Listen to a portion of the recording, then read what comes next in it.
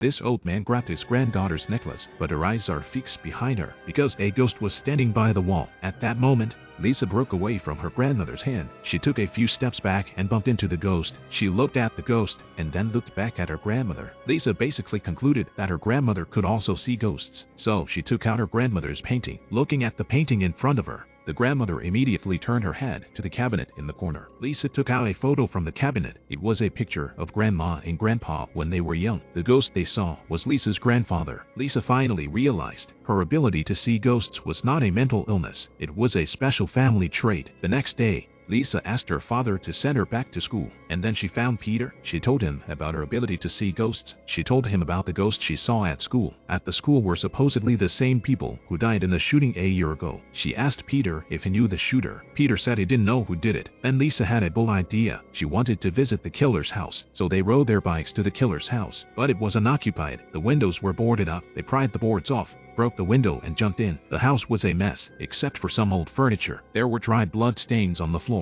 from the suicide of the killer's father. Then Lisa went upstairs. She picked up a dusty picture frame and Saturday on the bed. But to her surprise, something fell on the floor through a crack in the bed. Lisa picked it up. She also found a diary under the bed. Lisa opened the diary and read the story of the deceased's life. On the other hand, Peter, who was afraid to go upstairs, stayed downstairs alone with a baseball bat. Suddenly he heard something behind him. Nervously, Peter turned around, but there was nothing in front of him. However, he didn't know that the ghost was standing behind him. Meanwhile, Lisa opened something that had fallen out of the bed. It was a photograph, but what she didn't realize was that there was another person in the photo besides the murderer, and that person was the town sheriff's son, Leo. Having discovered the secret, Lisa rushed downstairs, but as soon as she reached the stairway, she stood still while Peter was puzzled. The next moment, a ghost appeared. "Peter," Lisa called out to him. After the injured Peter crawled out from the corner, the scene in front of him also gave him the creeps. The ghost grabbed Lisa's neck and wouldn't let go. Lisa threw away the diary she was holding. Only then did the ghost let go of her hand. Taking this opportunity, they quickly escaped from the place. The next morning,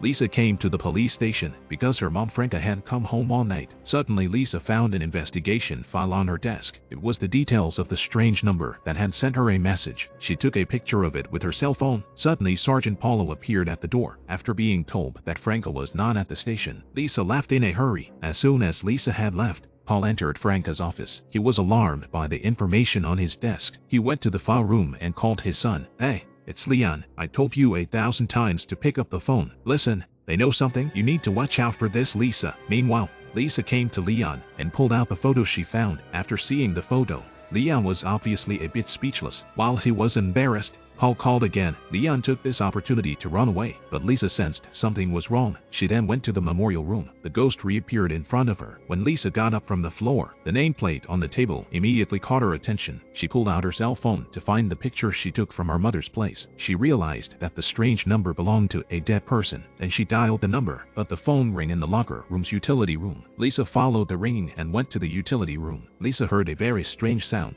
like a clock or something. Suddenly, Lisa tried to pick up her cell phone when a hand dragged her away.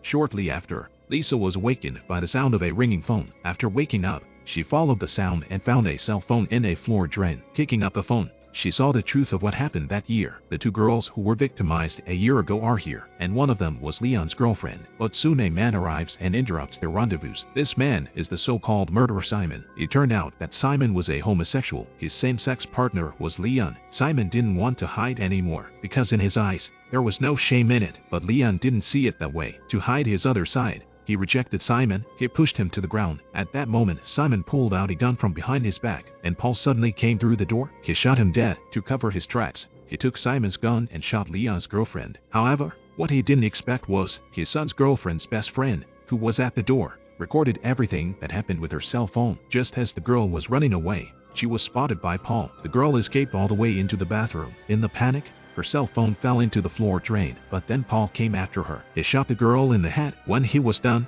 he called Lucas, who was in his car. Lucas was already mentally ill. He couldn't control his behavior and never opened the door. Just then, Leon appeared behind Lisa. Lisa turned around, kicked Leon out of the way, and ran out the door, but she didn't realize that she was running into Paul. who had arrived at the scene. Leon grabbed the phone from Lisa and gave it to his father, but Paul took the phone and realized it was dead. He told his son to take the phone and leave, then he pointed the gun at Lisa. At that moment, the ghost appeared next to Lisa. Lisa took this opportunity to run away quickly. When Paul chased him to the utility room, Lisa rushed out and knocked the gun out of his hand with a stick. In the panic, Paul pulled the trigger. The sound of the gunshot attracted the attention of Franco, who had arrived, but Lisa was no match for Paul. Paul knocked her to the ground. He had her in a chokehold. Lisa was about to suffocate. Leon suddenly appeared. He hit Paul on the head with a stick. Then he pulled out Paul's gun and turned it on his father. And then Franco arrived. Leon finally dropped the gun, and the case was solved. When Lisa went back to the utility room to retrieve her cell phone, she saw the 3 young lives again. It was their troubled souls let the girl in front of her vindicate their wrongful deaths. A table was added to the memorial room at the same time, and there was one more victim in the tragic story that was being told. 17-year-old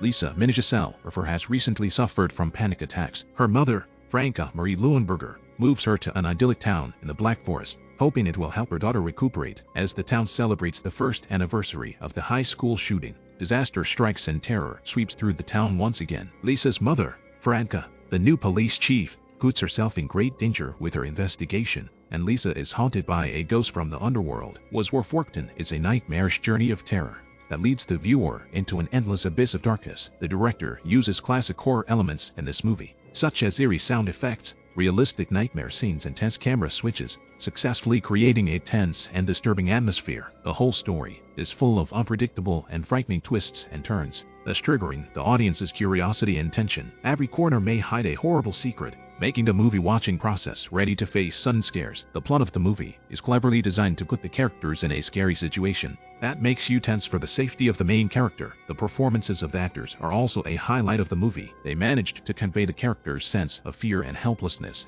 in the face of a supernatural threat. Such emotional resonance strengthens the strong connection between the viewer and the movie, making the entire horror experience all the more real and profound. Overall, Forkton is an extremely creative and tense horror choice. Viewers will have a fear-filled time with unpredictable plot developments and realistic performances that are sure to impress. If you seek a thrilling horror ride, this movie is not to be missed.